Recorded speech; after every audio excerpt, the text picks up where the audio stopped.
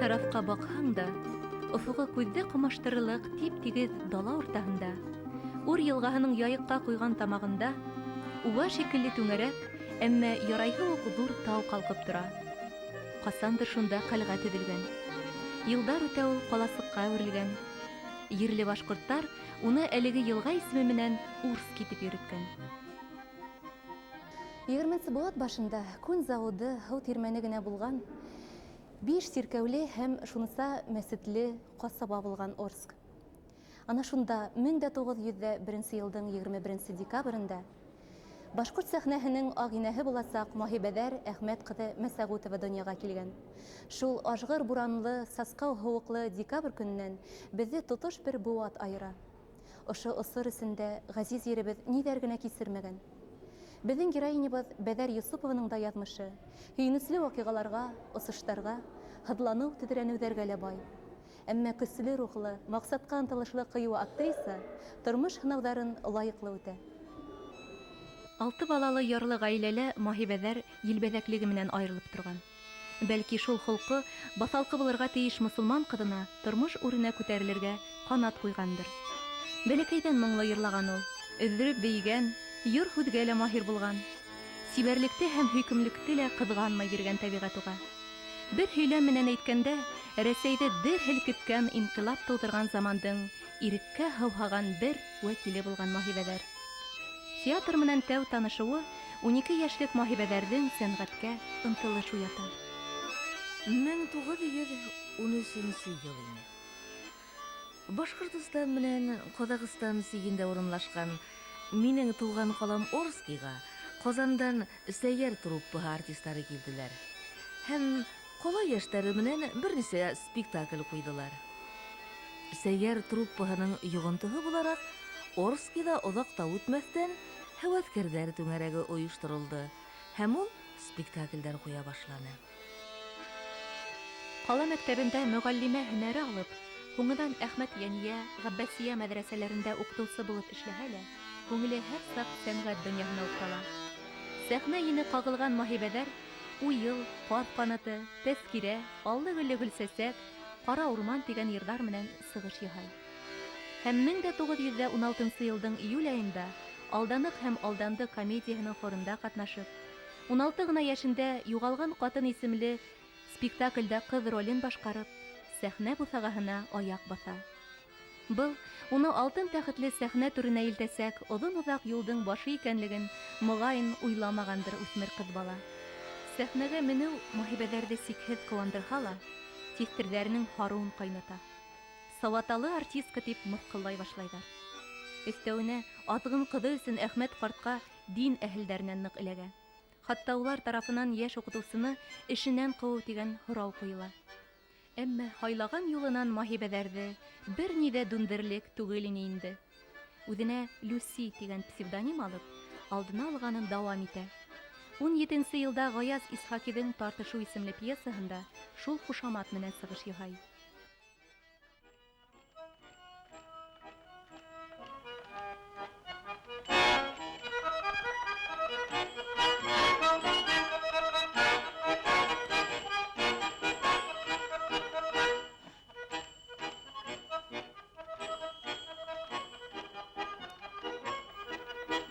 Ошол сырҙа драматург Мирхәйҙәр Фәйзи ҙә Орскиҙа йәшәгән. Иң башта Сәғдәт Бану исемле драмаһын яҙғас, төп ролде Маһибәҙәргә тәҡдим итә. Аҙағыраҡ Орскиға Ширкәт театр берекмәһе менән килгән Мортазин Иманский был пьесаны авторы менән эшкәртә, тағы бер нисә герой-персонаж, йырҙар индереп, был сәхнә әҫәренә Ғалиә Бану исемен бирәләр. Был хаҡта актрисаның үҙ хатирәһе һаҡланған. Юғалған ҡатын спектакленән һуң миңә Мирхәйҙәр үҙенең яңы ғына яҙылған Ғалиә Бану әҫәрендә ҡатнашыуымды үтенеп мөрәжәғәт итте. Икеләнеүҙән һуң мин Ғалиә Бануҙа ҡатнашырға риза булдым. Миңә Ғалиә Бану роле бирелде. Ата-әсәмдән ҡасып репетицияға йөрөй башланым. Шулай итеп, беҙ Ғалиә Бануҙы беренсе тапҡыр сәхнәгә ҡуйҙыҡ. Шуныһы ҡыҙыҡ. Спектаклдә ҡыҙҙарҙан бар Бәҙәр Йосопова ғына ҡатнаша. Ә бүтән ҡатын-ҡыҙҙар ролен ир-аттар башҡара. Был хәл 1918 елда була. Сикһеҙ тулҡынланып, ҡулыма Бәҙәр Йосопованың көндәлеген алам. Һарғайып бөткән был дәфтәрҙә актрисабыҙҙың үҙе, дуҫтары тарафынан яҙылған шиғырҙар, кескәй хикәйәләр. Мирхәйҙәр Фәйзиҙең йәш актрисаға арнап яҙылған Ғалиябаныу әҫәренән өҙөк тә бар. Ләкин ул ваҡытта миңә беренсе Ғәлиябаныу булып маҡталырға тура килмәне. Дин әһелдәре, ҡаланың ҡара грухлары миңә насар исемдәр таҡтылар. Минең исемемде ҡушып бәйеттәр сығарҙылар. Хатта ҡыйнанылар. Бәҙәр апайҙы мин күреп беләм. Һәм бына һуңғы йылдарда мин уның тураһында архив документтарын тикшергәндән һуң аны үҙемә тағы ла нығыраҡ астым. Ул театр актрисаһы булып ҡына түгел, ошо театрды төҙөүҙә, уның киләсәк үҫешенә бик ҙур көс һалған шәхестәрҙең береһе. Орск йәштәре иттифағының драма секцияһында Маһибәҙәрҙең тормош иптәше Ғалимйан Йосопов та ҡатнаша. Алдынғы ҡарашлы белемле йәштәр урғып ташып барған дәрте, һәләте менән ҡала халҡын әсир итеп өлгөрә. Орск ҡалаһы аҡтар тарафынан баҫып алынғас, драм түңәрәк тарҡала, Маһибәҙәр Люси Темәс училищеһына мөғәллимә булып китә. Граждандар һуғышының утлы йылдарында Халыҡ мәғарифы комитеты тарафынан белемле йәштәрҙән күсмә бригадалар ойошторола. Урындан урынға, ауылдан ауылға күсеп йөрөгән Бәҙәр менән Ғалимйан Йосоповтар халыҡҡа илдәге хәлде аңлатыу, шул уҡ ваҡытта мәҙәни ағартыу эштәрендә алып барған. Бер саранан да ситтә ҡалмаҫ Бәҙәр һәр сығышында башҡорт йолаларынан күренештәр күрһәтер булған. Йылдар үткәс, театрда эшләгән дәүрендә Бәҙәр Йосопова халыҡ тормошон сағылдырған пьесаларға милли колорит индерә. Беренселәрҙән булып сәхнәгә әйтеш формаһын сығара. Бәхетенә күрә, 19-нсы йылда Ҡыҙылар Мейстар труппаһына сорай һәм уларға ҡушылып китә. Төркөмдә Ғәзиз Әлмөхәмәтов, Ғиниәт Ушанов, Елизавета Сыртлановалар була. Ахырҙа труппа Стәрле ҡалаһына килеп төпләнә һәм оҙаҡ та үтмәй даими театрға әүерелә. Уға Башҡорт дәүләт драма театры тигән ҙур исем бирелә. Әммә ул тиҙ арала Өфөгә күсерелә. Фәридә апай, һеҙ Бәҙәр Йосопова менән бер сәхнәлә 40 йылға яҡын бергә эшләнегеҙ, хеҙмәт иттегеҙ. Шул бөйөк актриса хаҡында бик сағыу хәтирәләр һаҡланғандыр күңелегеҙҙә. Бәҙәр апа әсәйебеҙ кеүек булды инде театрҙа. Бөтә нәмәне әйбәтләп әйтә белә. Үҙенең тәртибе шундай һоҡланғыс, ҡәҙерле ул беҙҙең өсөн. Үҙе һөйкөмлө, матур сәхнәлә. Еңгәләрҙе уйнағанда, ҡыҙыҡ ҡына бына ниҙә «Женитьбада» уйнаныҡ өйләнеүҙе, Гогольдың өйләнеүендә ул Фёкла Ивановна, Фёкла, яусы ҡарсыҡ. Әй, һөйләй инде кейәүҙәрҙе, әй, һөйләй, әй, иләм. Нигә аяҡҡа китереп тороп булған менә үҙе шарҡылдап көлөп ебәрәләр тағын итә. Бәҙәр апа әйтеп бөткөһөҙ, энергияле, шундай шаян, мигә бай, шаяр үгеҙҙәр әйтергә бай. Уҡытыусы, ул ысын уҡытыусы. Нейҙәр, режиссерҙар Бәҙәр апай тип уға бик ҙур ихтирам менән һөйләшәләр ине. 1921-24 йылдарҙа Бәҙәр Йосопова Йылайыр кантонының Йенсура волосына ҡатын-ҡыҙҙар комитеты етәксеһе итеп эшкә ебәрелә. 1924 йылда уны беренсе Бөтә Башҡортостан ҡатын-ҡыҙҙар конференцияһына делегат итеп һайлайҙар. Һәм Бәҙәр Әхмәт ҡыҙы, тәжрибәле уҡытыусы, өмөтлө актриса булараҡ баш ҡалала эшкә ҡалдырыла. 1924 йылда ҡабул ителгән Башҡорт милли театры булдырыу тураһындағы программаның асылында Мортазин Иманскийҙың фәнни, эстетик, художество, поэтик ҡараштары туплана. Башҡорт дәүләт драма театры труппаһына Бәҙәр Йосопованан тыш Ғалимов Бухарский, Минһажев, Рафиҡова, Рәшитова, Ҡурайсылар Иҫәнбаев һәм Әхмәтов, Ерса Әлмөхәмәтов, Бейеүсе Ғәскәров һәм башҡа күренекле сәхнә оҫталары килә. 1926 йылдан алып Бәҙәр Йосопованың тормошо, йәшәү рәүеше Башҡорт дәүләт драма театры менән бәйләнә. Бәдер апай үҙе бер мәктәп, ололар өсөндә, йәштәр өсөндә. Унан бөттә яҡшылыҡты Бәдер апайдан алырға мөмкин ине. Бик ярата ине сәхнәне, сәхнә уның өсөн изге. Ул үҙенә лә, шулай уҡ партнерларына ла бик талапсан ине. Уның менән уйнағанда шул тиклем рәхәт ине. Үҙенән үҙе уйнала, шул тиклем күҙҙәр осраша, шул тиклем яратышып уйнай торғайны уның менән. Бәдер апай күберәк классиктарда уйнаны. Уның Кручининаны уйнағанын, Островскийдың, шул тиклем хуҡланып ҡарайҙар ине. Мин Мәскәүҙә лә ҡараным, башҡа ерҙә лә ҡараным. Бәдер апай кеүек Кручинины уйнаған кешене күргәнем булманы. Ә хәҙер мәшһүр актриса Бәҙәр Йосопова башҡарыуында «Ғәйепһеҙ ғәйеплеләр» спектакленән Кручинина монологын тыңлайыҡ. Был әллә ҡасан булып үткән ваҡиғалар бөгөнгө кеүек күҙ алдында торалар. Ошо ҡәһәрле көндөң элекке көнөндә мин улымды күрергә тип Архиповнаға барғайным. Архиповна уны үҙенең шәленә урап тәҙрә эргәһендә тотоп тора ине. Мин яҡынлашҡас та, ул бармаҡтары менән тәҙрә биялаһын туҡылтатты ла, шәл эсенә йәшеренде. Яңынан башын сығарҙы ла, шарҡылдап көлөп ебәрҙе. Ул ырғый, һикерә, ҡулдарын һелтәй. Архиповна уны көскә генә тотоп тора ине.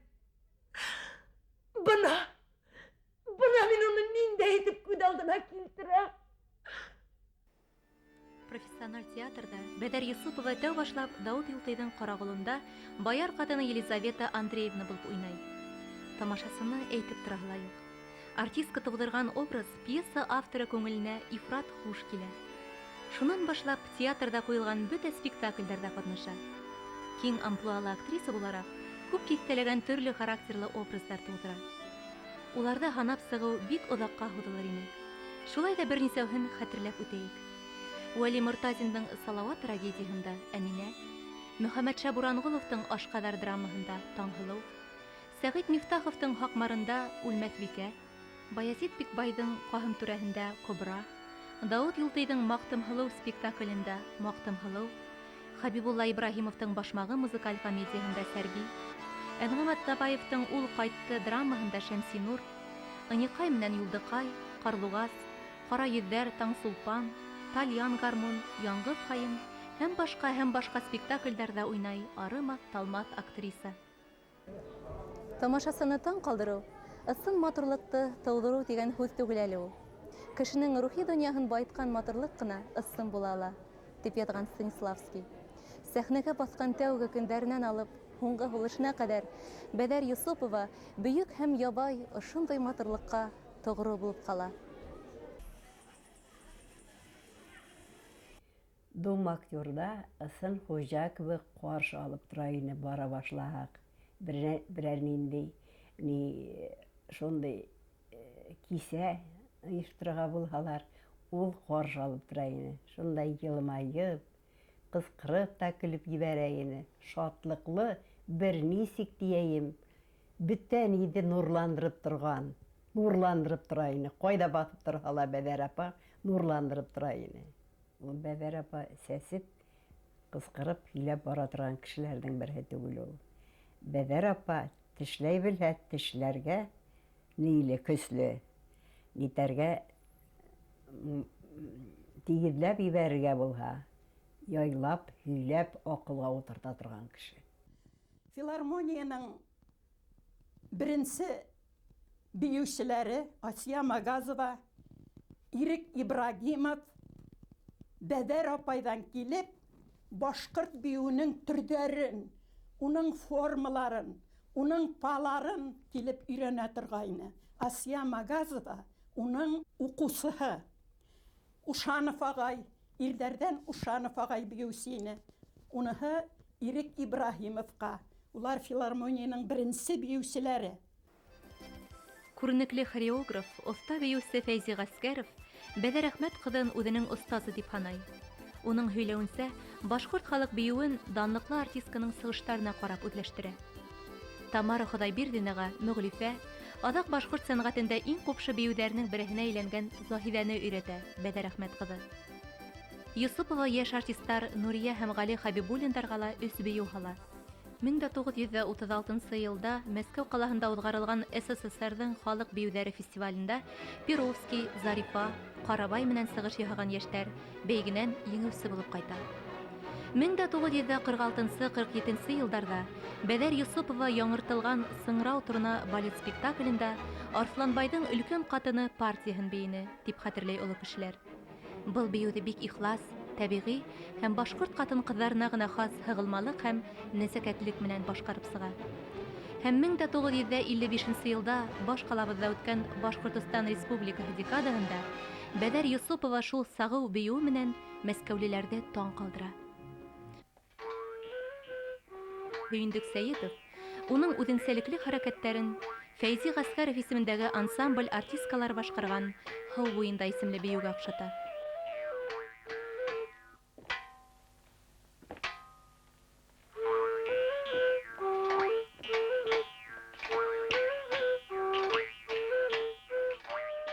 Драматург Дауд Юлтайдың катыны Фатима вакытында хоклангыс кеше дигән истәлек калдырган. Шунда Бәдәр Юсупова ысынлап та театр өсөн тыуган ысын талант ияһе ине.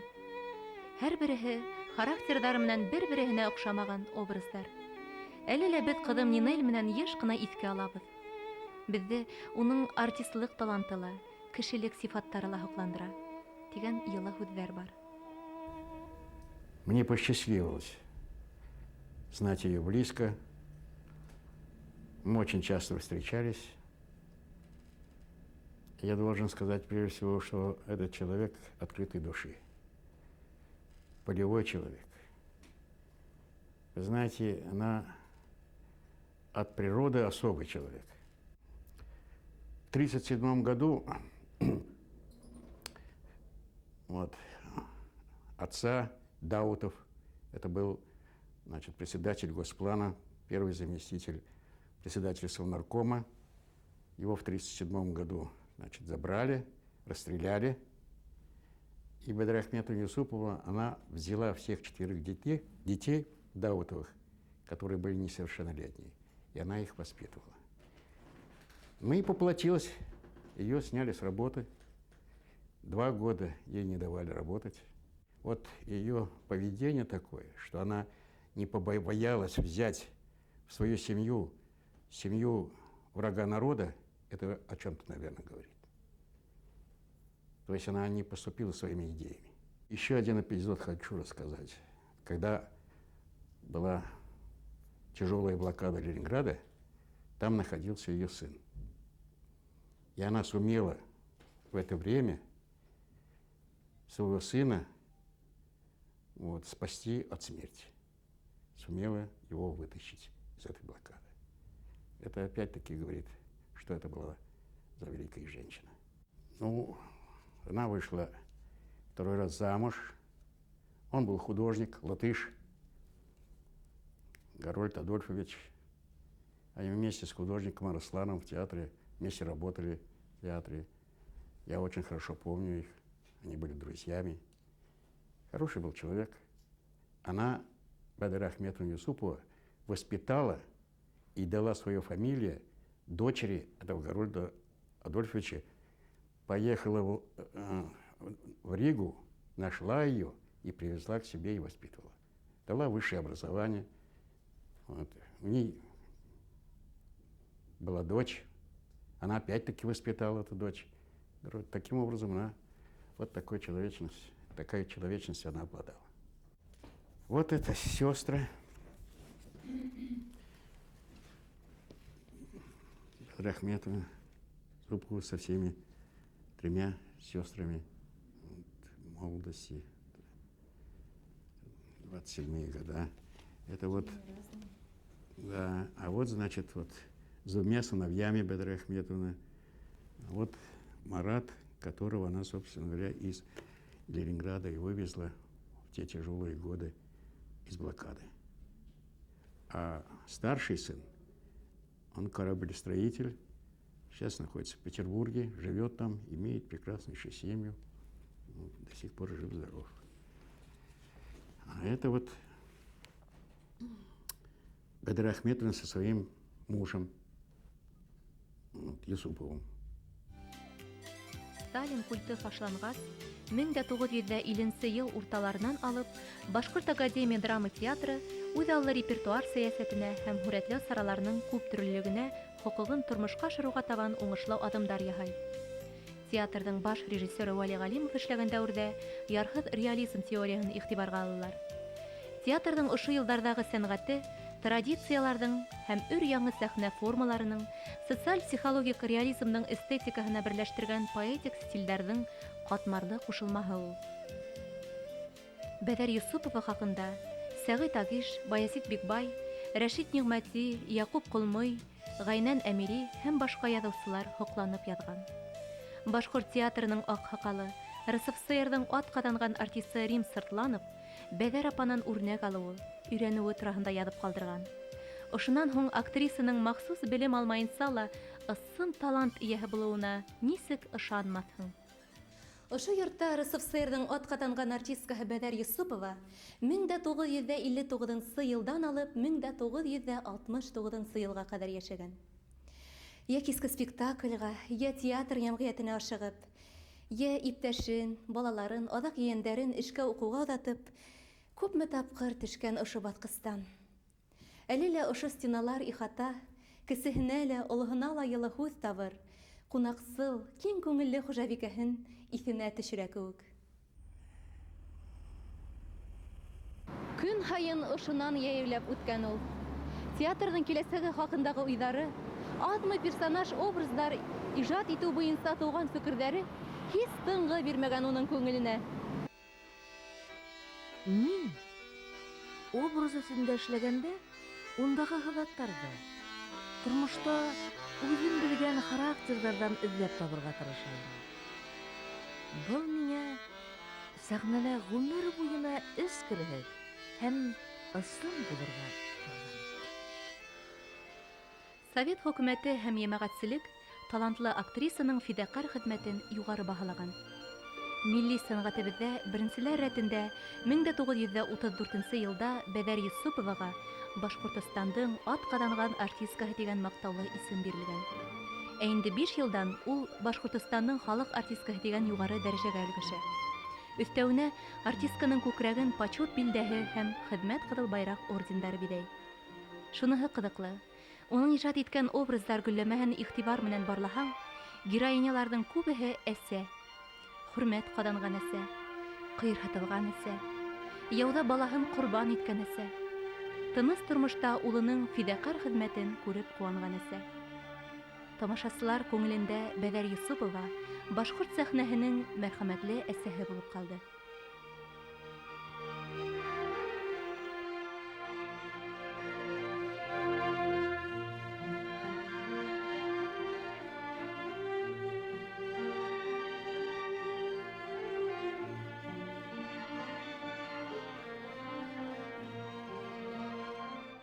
Без Бәҙәр апай менән бергә Шишмә районында киноға төштөк.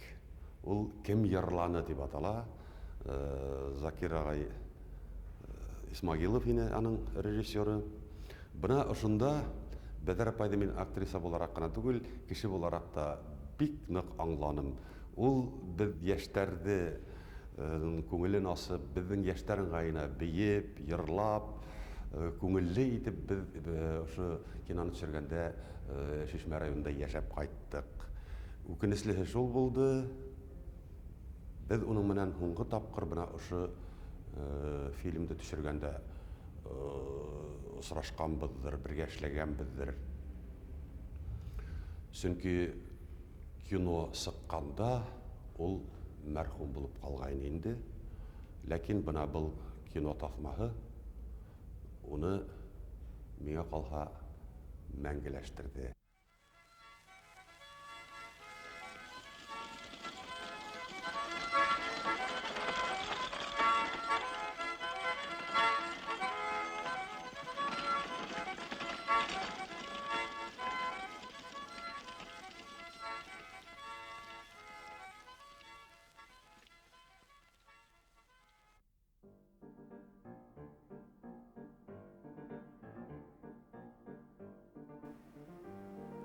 Әмма Бәдәр Йосупованың ижад юлы ла, шәхси тормышы ла тигез тақыр хукмактан гына бармаган. 1937-38 елдардағы золым да актрисаны қақшатмай қалмай. Сәяси репрессиялар, Башқұрт Академия драма театрының күрнекле эшмәкәрләре алга һөргән эстетик тенденцияларга зур зыян килтерә. Тап ошо елдарда театр сәнгатенең күп талантлы зыялылары, режиссерлар Муртазин Иманский, Мәһәдиев, драматург Юлтый, композитор һәм йырсы Әл-Мөхәммәтов кулга алынып атыла. Шул күрнекле сәнгать әһелләре менән бергә эшләгән, дус булган Бәдәр Йосуповны ла кәмһетергә тырышалар. Актрисаның якташы, яшьлек дусы, коллегаһы Рифкат Фәйзи шул хакта истәлек язып калдырган. 1937 елдың июль айында халык дошмандарын эзләгән осордың бер көне иде. Башкорт драм театры үзенең коллективын Бәдәр апай Йосупова турасында фикер алышырга йыелды. Һүз күп булды. Бәдәр апай эшләргә тиешме, юкмы? Ошо авыр минутта уны яклап һүз әйткән бер генә кешелә булмады. Тавышка куйдылар. Һәм Бәдәр апайды театрдан кыурга дигән карарга килделәр. Тик бер генә кеше каршы тавыш бирде. Кем ул? Мин дип җавап бирдем. Бәдәр апай озак кына эшһез йөрүне. Ошо авыр елдарда Бәдәр апайдың һаулыгын югалтуга сәбәпсе булгандыр, әлбәттә. Сәнгать дөньяһын таланттар бидәй. Әдәби ижад кануны был. Ә актер осталыгы Ходай биргән һәләткә иш итеп, эрудиция, күңел байлыгы, туктаһыз эзләнүдәр һәм Гегельдең раславынса даһилык та талап итә. Гомер буена камиллыкка ынтылган тыңгыһыҙ актриса йәмәғәтселек эштәрендә лә күңел биреп бик әүҙем ҡатнаша. 1952 елдан алып, 1961 елға ҡәҙәр Бәдәр Йосупова бөтөн Рәсәй театр йәмғиәтенең Башҡортостан бүлексәһенең рәйесе булып эшләй. Һеҙ күргән актерҙар йортонда шул театр эшмәкәрҙәре йәмғиәте урынлашҡан. Оло, киң яҡты был бинаны төҙөрөүҙә Бәдәр Йосупованың өлөшө ҙур. Шул мәсьәләне хәл итер өсөн нисәмә тапҡыр Мәскәү юлдарын тапай ул.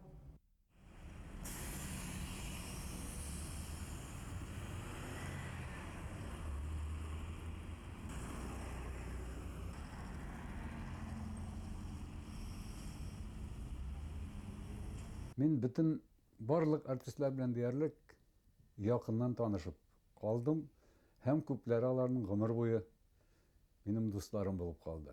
Шуларның берсе Бәдәр ханым Йосупова булгандыр. Чөнки ул аның ул чаклардагы уйнаган Галия Бануы минем өчен әлбәттә иң якыны иде. Аның Галия Бануын күрмәгән кешегә аңлатып та булмый. Миңа сүз дә җитмәс аңа. Мин аннан соң күп кенә Галия Бануларны күрдем. Аны Гызеттинова, Ирсаева һәм башкалар. Ләкин Бәдәр ханым үзе айрым бер безнең театр тарихында айрым бер бит булып тора. Башмагымда минем уйнаган әлдә күз алдында. Ул рәхәтләнеп теге байның хатынын уйнаган иде. Ул рәхәтләнеп теге зәхмәт каршы кире бит аланда. Шуның белән чәй эчкәндә, кирешеп утыруларында ул ничектер бөтен гәүдәсе белән көләдер. Бөтен гәүдәсе белән. Авыз белән генә түгел. Бәлки шул үзе дә аңа шул нык бирелеп уйнаганга, нык бирелеп көлгәнгә ул образ бик матур килеп тә чыга торган булгандыр. Мин үзем театр җәмгыятенең тарихы турында уйлаганда, беренче мәртәбә аның беренче рәисе булып күз алдына Бәдәр Йосупова килә. Аның вакытында күпме яңалыклар. Бәлки минем өчен алар яңалык булгандыр.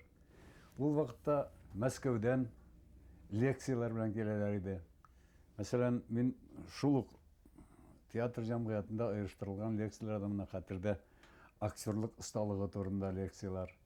Шуңа сценография буенча, музыкальный оформление бойынша. Мында артистлар гына түгел, театрга шул дөресрәге шул җәмгыятьнең лекцияларына барлык театрлардан артистлар һәм композиторлар союзынан композиторлар, рәссамнар союзынан художниклар җәлеп ителәләр иде. Шул вакытта драматурглар йөриләр иде. Шушы җәмгыять ярдәмендә аның инициативасы белән театральная жизнь журналы белән нык бәйләнешкә керделәр. Бүген моны бик уңайлы булыр иде Бәдәр ханым Юсупова. Шундый Юсупованың исемен актерлар йортына биргәндә.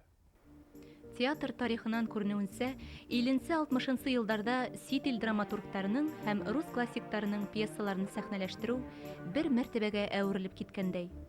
Был маугу башкорт театрында ситләп узмаган. Төрле елларда Гогольдың ревизоры, Анна Андреевна ролендә Бәдәр Юсупова, Островскийдың Бирнәһез туй, Агудалова, Тренёвтың Любовь Яровая, төп роль, Фадеевтың Яшь гвардияһы, Елена Кошевая, Вишневскийдың онытылмас 1919, Лениндың секретары, Лаврентьевтың Хынылышы Софья һәм башка әсәрләр куела.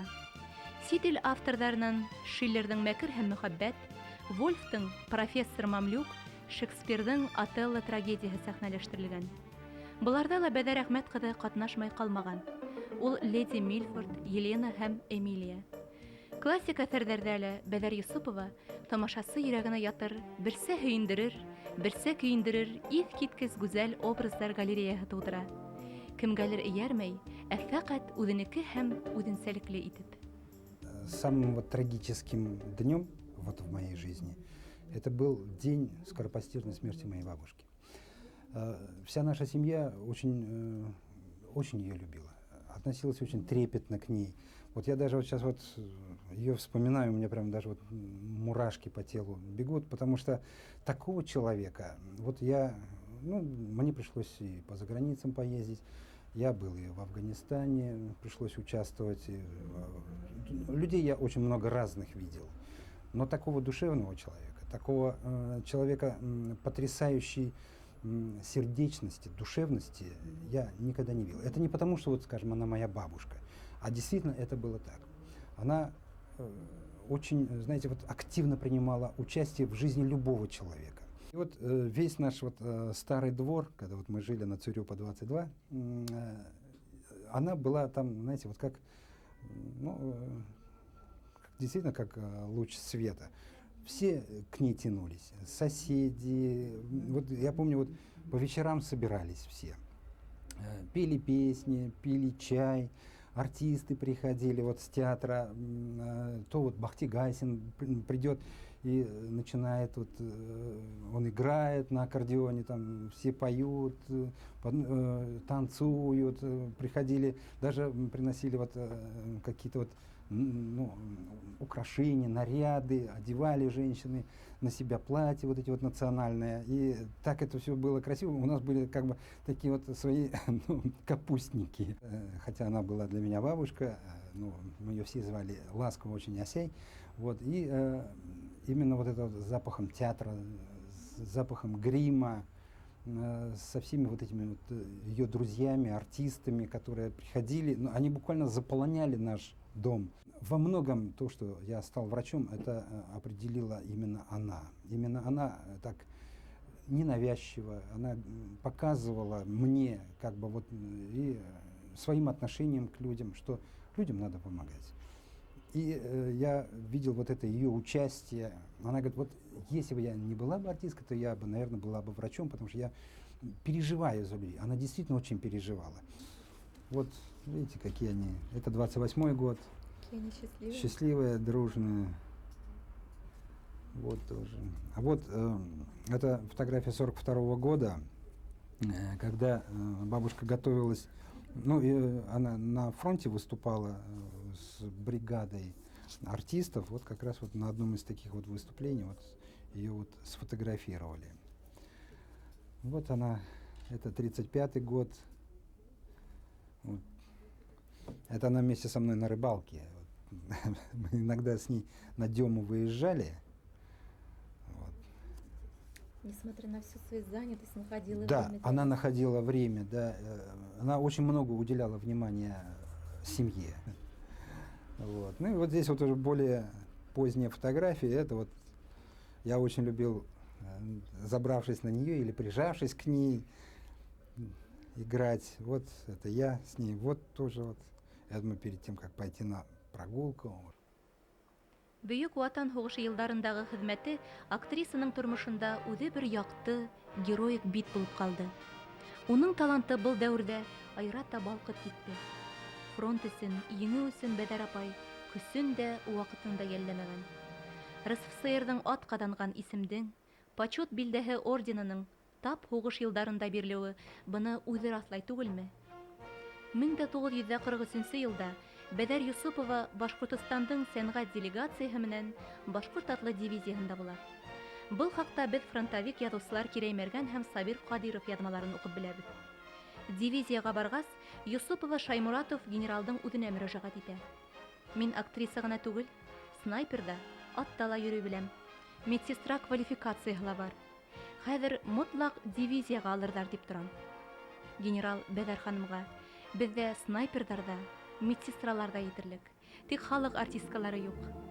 Тылда ла ярдәмчылар кирәк. Еңү менән без кайтырбыз дип җавап кайтара. Баяцтар алдында Бәдәр Әхмәт кызы Рәшит Нигъмәтиҙең «Үлтер улым фашисты» поэмаһынан өҙөктәр һөйләгән.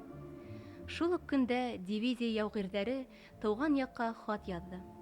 Байрам менән ҡотлаган хаттар, бүләктәр өсөн рәхмәт әйтеп, башҡорт атлылары Башҡортостан хеҙмәтсәндәрен дошманды һуңғы һулыштарына ҡәҙәр туҡмаясаҡтарына ышандырҙы.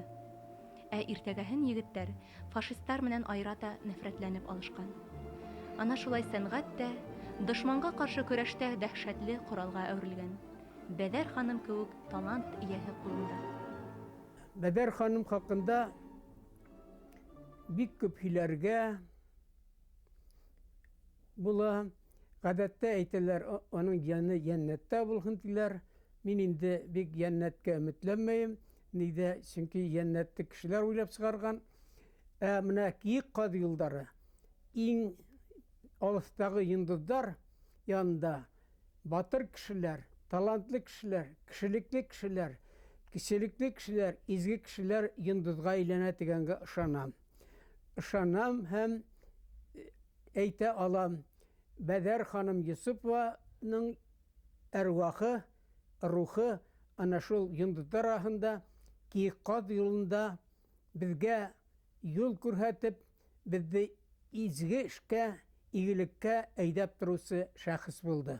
Илла яратам да инде ышындай үтә мұңлы килерде. Йөрәгемдән бер ебәк еп үтеп киткән шәй була. Һарғайыптай таңдар атҡан бер мәл, таштар тәсбих әйтер мәл икән. Михнәт эстәрендәй үтмәһәләй дигән булам мин. Үтеп киткән ғүмер игәл икән. Матурлыҡты йөрәк түре менән тойоу, ишетеү һәм шуны бүтәндәргә еткерә белеү һәләте һәр кемгә лә бирелмәй. Тәбиғәт ундай кешеләрҙе үҙе белеп тыуҙыра. Тыуған төйәңнең сикһеҙ-ҡырыйһыҙ дала киңлеге, бәләкәс кенә маһибәҙәрҙең йөрәгендә рухи иреклеккә, гүзәллеккә ынтылыш яратҡандыр ҙа. Тиҫтерҙәрнең хәтерләүенсә, маһайыу, ҡуштанлылыҡ, икейөҙлөлөк кеүек яман сифаттар Бәҙәр Әхмәт ҡыҙы өсөн бөтөнләй ят булған. Яҡшыны ла, яманды ла күп татыуына ҡарамаҫтан, кешеләрҙә иң саф, иң изге, иң гүзәл сифаттар ҡурсалауҙы йәшәү рәүешенә әүерелдергән шәхестәребеҙҙең береһе ул. Яйыҡ буйында үҫкән, күренекле актрисаның ижад иткән ролдарын коллегалары нур шәлкемлә. Тотош ижадын баҙыҡ яҡтылыҡҡа тиңләй. Тағы ла һыуҙар ағыр, тағы ла йылдар уҙыр. Башҡорт театры тағы ла таланттар менән тулыланыр. Заманға хас яңы ролдәр уйналыр. Әммә Мәжит Ғафури исемендәге Башҡорт академия драма театрының алтын битендә Бәдәр Юсупованың исеме мәңгі балқыр. Ысын-ысындан театрға нигеҙ һалышыусы халыҡ артисткаһы күптәрҙә илһам уятыр ул.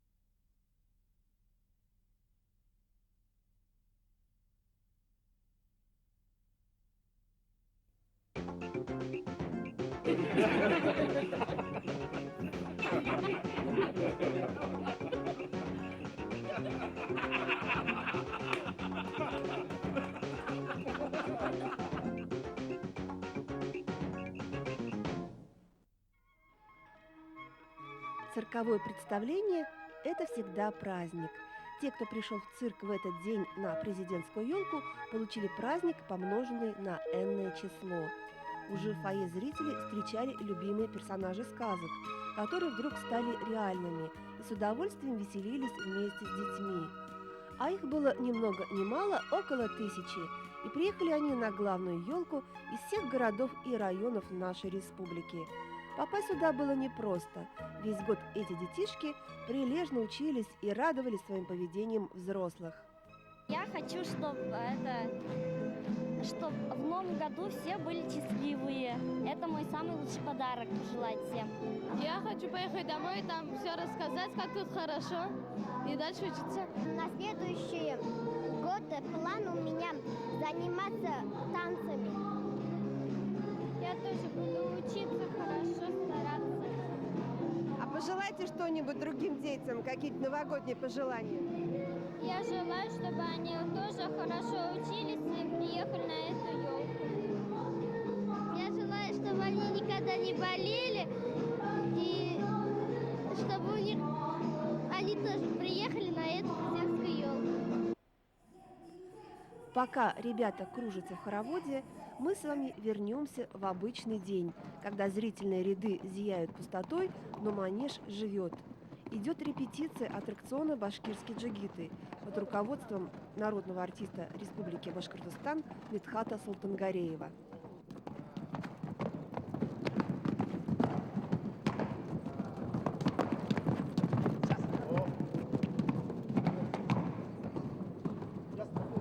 Это коронный номер, да?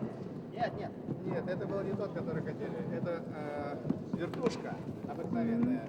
А вот та же вертушка, только сразу седло идет. Ну, вот он считается одним из сложных.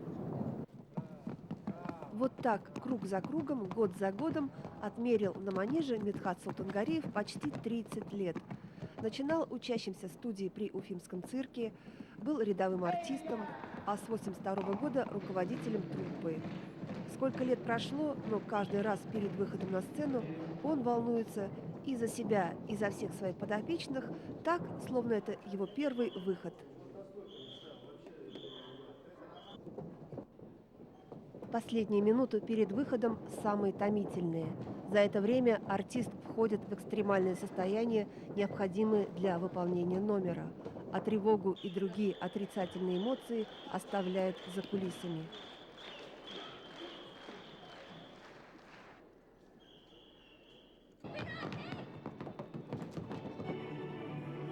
Как стремительный степной ветер ворвались башкирские джигиты на арену, открыв праздник. После 6 лет отсутствия они вновь с уфимскими зрителями.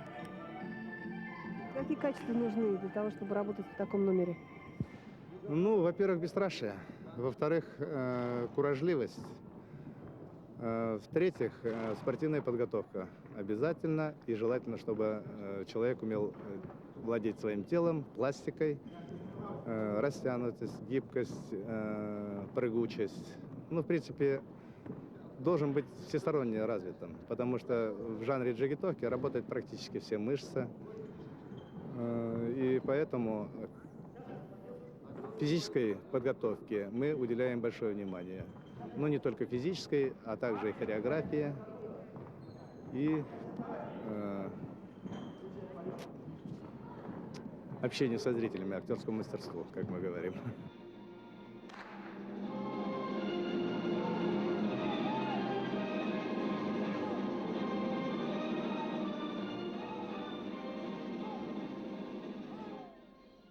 Жанр джигитовки в цирке считается одним из